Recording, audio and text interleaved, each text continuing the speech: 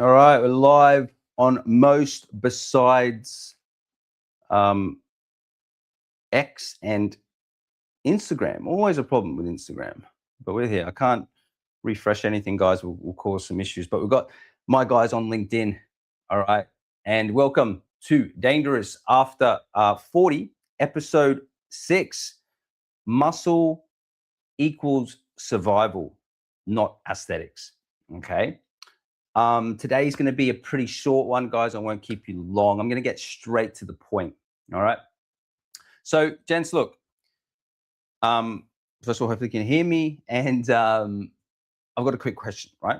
So, at 25, building muscle. What's muscle about at 25? A lifetime ago for all of us. Yeah. I'm 41, by the way, guys. I'm not a spring chicken. Okay. It's about looking good, isn't it? Yeah, it really is. At 45. Yeah, which most of my guys are 40, mainly 50 actually. It's about staying alive. It really is. Let that land for a second, guys. Okay. Because guess what? Most men on this call watching the live are still training and thinking like they're 25. Now, that's helped your drive, your motivation. It's not helping your body. Okay. Your body isn't thinking like a 25-year-old anymore. You need to adapt. Okay. I've mentioned this on a few other videos. You need to adapt to what really works at your age. Okay. Otherwise you'll do damage. Let's be honest. The rules have changed. Okay. I wasn't always this guy. What I mean by that, guys, I was a skinny guy. I was 60 kilograms. Okay. I'm now 96 kilograms. Okay. And I played soccer. No real size. I was very fast. Always very fast. Always very athletic, guys. But just small and skinny. Okay.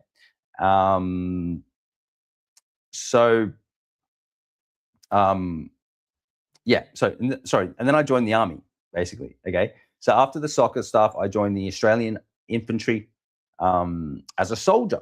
And I'm going to quote something very quickly. Okay. This was my job description, literally, as it states. And if you Google, infantry soldier in Australia, whatever, this is the start of the job description. Seek out and kill the enemy. Okay. That's what I was doing at 17. Shooting guns, throwing grenades, seeking out and killing the enemy. Now, thank goodness for me, I didn't have to go on operations. I did a lot of training, and bless and hands to all the men and women at war, okay, right now, especially the Americans. I'm speaking to a lot of mainly US guys in LinkedIn. Yeah, my total respect. I know what you're dealing with. Anyway, guys, the point is, my job description: seek out and kill the enemy. What kind of job starts like that? Okay, but that was real. That was my job. That was my life. And I'll be honest with you, it was a tough life.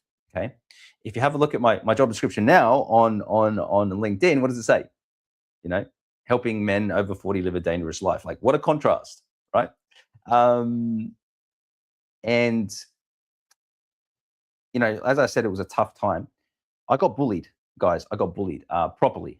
I'm not talking schoolboy bully shit. In the army, bullied. I'm very happy to talk about it. I had a tough time in the army. I made some very good friends. I still have some great friends. But what was funny about that is that my good friends in the army weren't the guys that I was directly working with. There were other groups of men in the army, not the direct people, because I was bullied with my direct superiors, with my corporals, with my sergeants, stuff like that. It's a part of the army, guys. Look, big boys with guns. The infantry took no women back then. I think it's the same in Australia.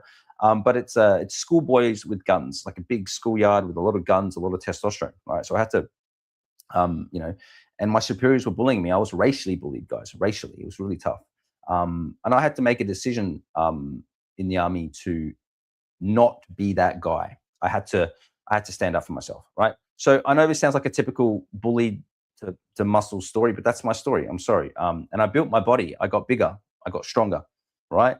And I built my character. And funny enough, the bullying stopped, didn't it? Right. It really did.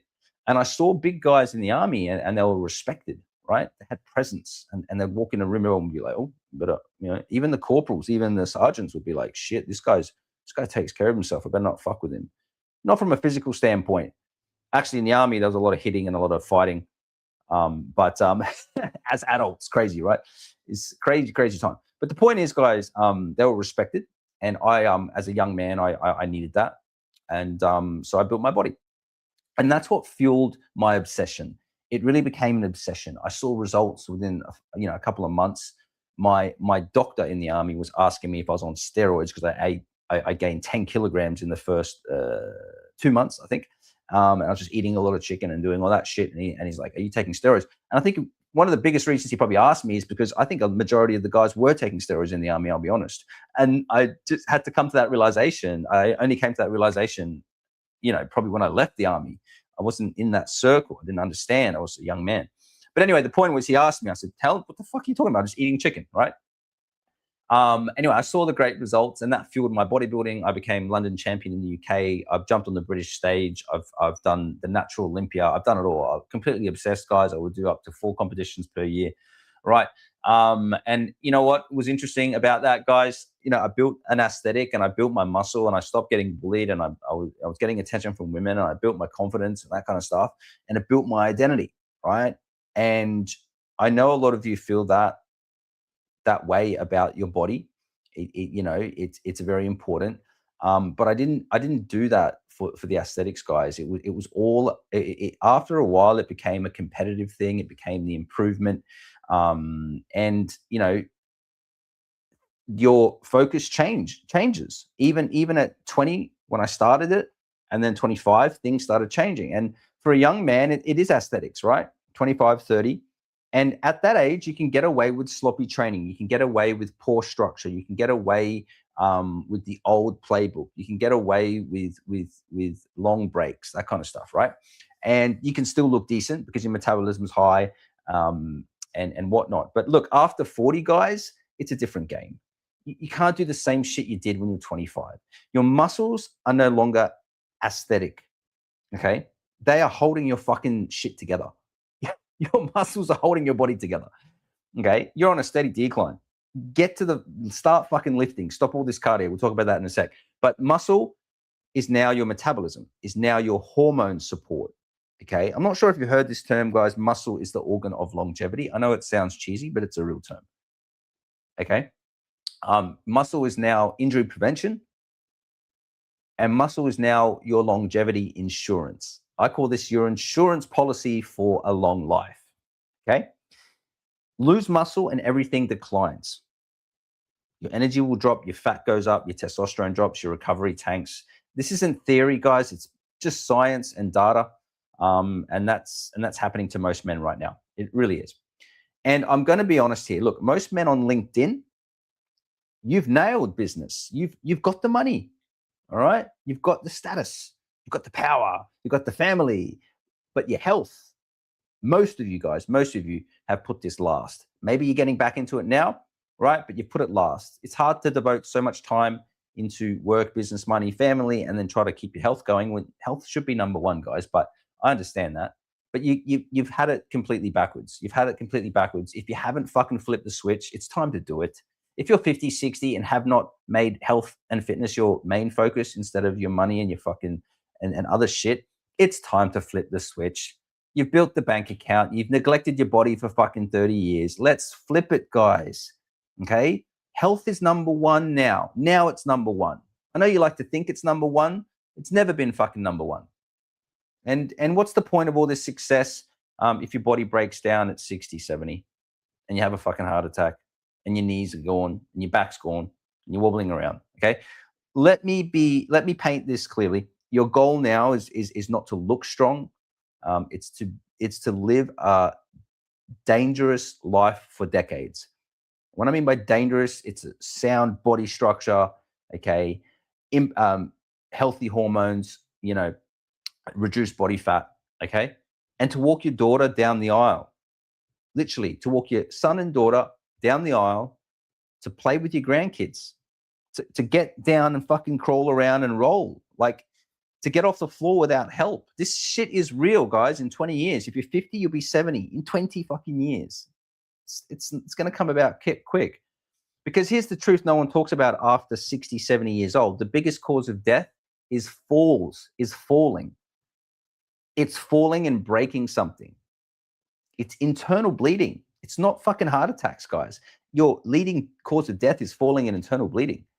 Game over. You're telling me you built this life, this career, this legacy, and you're going to lose it all because you fell over, broke a bone, and had internal bleeding at 60? What the fuck, guys? Like, what the fuck? Seriously, you didn't build this business, this life to do that.